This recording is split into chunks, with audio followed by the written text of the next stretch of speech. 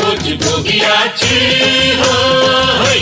நாளைக்குத்தான் கை பிறக்கும் தேதியாச்சு போகியது நந்தலாலா பொங்க வைக்கும் நாளைக்குத்தான் நந்தலாலா வீட்டுல நேற்று வர கூட்டின குப்பகளை போட்டு மூட்டையா கட்டி வச்சு நூலையே தீய வச்சு மூட்டு போகட்டும் தீமையெல்லாம் சேரட்டும் நன்மையெல்லாம் சாமி